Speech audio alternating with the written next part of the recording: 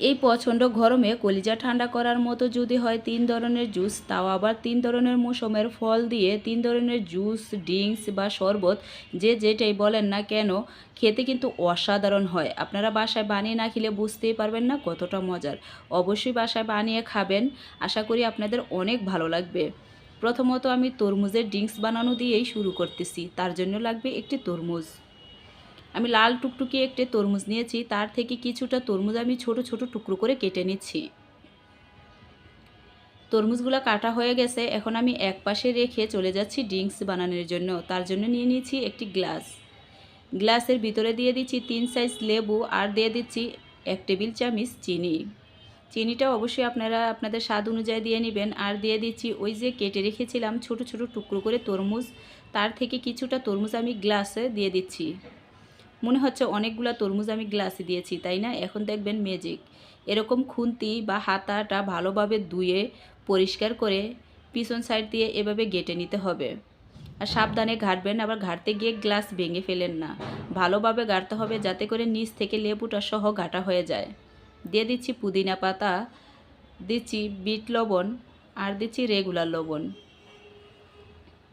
দিয়ে আবারও গেটে নিচ্ছি।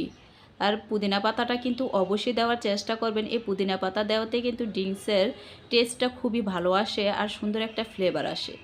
দিয়ে দিচ্ছি 4 টুকরো বরফ আর দিয়ে দিচ্ছি ফ্রিজে থাকা ঠান্ডা পানি। হয়ে গেছে আমাদের মজাদার তরমুজের ড্রিঙ্কস।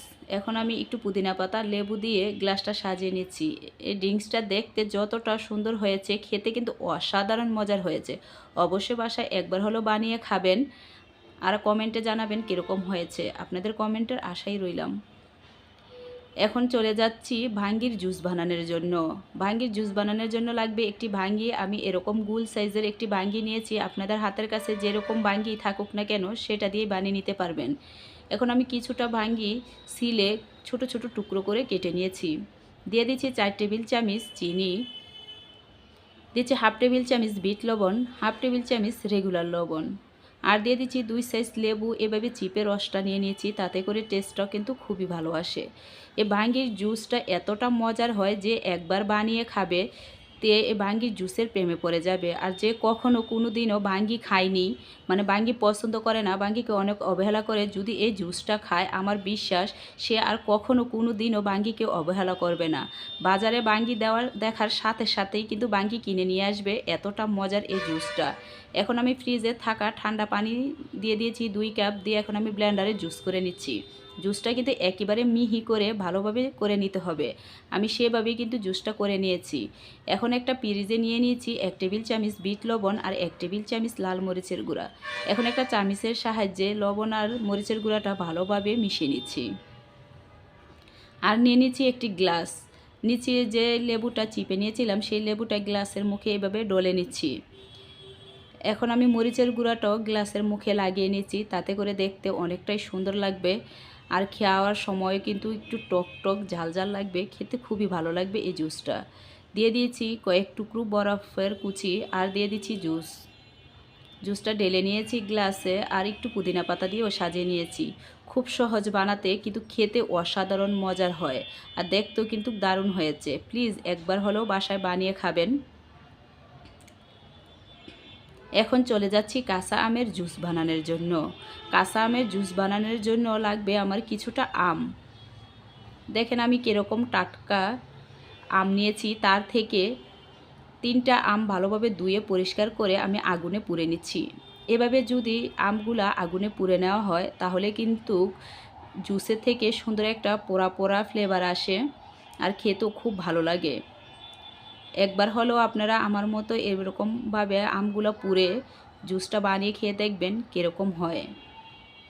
তো দেখেন আমগুলো আমি পুড়ে ঠান্ডা করে নিয়েছি। এখন আমি হাত দিয়ে ভালোভাবে ছিলে নিচ্ছি। একইভাবে কিন্তু আমি 3টা আমই ছিলে নিয়েছি। এখন আমি হাত দিয়ে ভালোভাবে কুচলিয়ে ব্লেন্ডারে নিয়ে নিয়েছি। আর যে আটিটা কিন্তু আমি ফালিয়ে দিব। দেখেন খুব সহজভাবে কিন্তু নিয়ে নেওয়া হচ্ছে। এই পর্যায়ে আমি অনেকটাই দুঃখিত, আমার ভিডিওটা এই পর্যায়ে স্কিপ হয়ে গেছে। আমি এখন মুখে বলে দিচ্ছি এখানে আমি কি কি দিয়ে নিয়েছি। দিয়ে দিয়েছি বিট লবণ, রেগুলার লবণ, দিয়ে দিচ্ছি একটি কাঁচামরিচ, মানে 1 মুঠো পুদিনা পাতা, 1 মুঠো ধনিয়া পাতা, আর দিয়ে দিচ্ছি ফ্রিজে থাকা ঠান্ডা পানি 1 কাপ দিয়ে এখন আমি ব্লেন্ডার করে নিচ্ছি। দেখেন জুসটা কিন্তু অনেকটাই আঠালো, সেজন্য আবারও আমি 1 কাপ পানি দিয়ে দিচ্ছি। পানি দিয়ে আপনারা চাইলে এভাবে চামিচ দিয়েও নেড়ে মিশিয়ে নিতে পারেন। আমি আবার ব্লেন্ডারে একটু ঘুরিয়ে নিচ্ছি। দেখেন জুসটা কিন্তু রেডি হয়ে গেছে। এখন একটা পিরিজে একটু লবণ আর মরিচের গুঁড়া ভালোভাবে মিশিয়ে নিচ্ছি। নিয়ে নিচ্ছি একটা গ্লাসে আমি একটু লেবু এভাবে ডলে নিচ্ছি। এখন গ্লাসের মুখে মরিচের গুঁড়াটাও লাগিয়ে নিচ্ছি দেখার সৌন্দর্যের জন্য। আর খেতেও একটু টক টক আর ঝাল ঝাল লাগে। আমের জুসটা খেতে খুবই টেস্টি হয়। এখন গ্লাসের ভিতরে দিয়ে দিচ্ছি কয়েক টুকরো বরফের কুচি আর আমের জুসটা ঢেলে নিচ্ছি। কালারটাও কিন্তু খুব সুন্দর আসছে, আর বানাতেও কিন্তু একেবারেই সহজ। এখন একটু পুদিনা পাতা লেবু দিয়ে আমি গ্লাসটা সাজিয়ে নিচ্ছি। অসাধারণ মজার আমের জুস একবার হলো বাসায় বানিয়ে খাবেন, দেখবেন এই গরমে প্রাণ জুড়িয়ে যাবে এই ঠান্ডা ঠান্ডা আমের জুস। আর আমার রেসিপিগুলো যদি আপনাদের ভালো লেগে থাকে প্লিজ একটা সাবস্ক্রাইব করে দিবেন। এ পর্যায়ে ভিডিওটা শেষ করতেছি। আবারও দেখা হবে নতুন কোনো ভিডিওতে, সে পর্যন্ত ভালো থাকেন।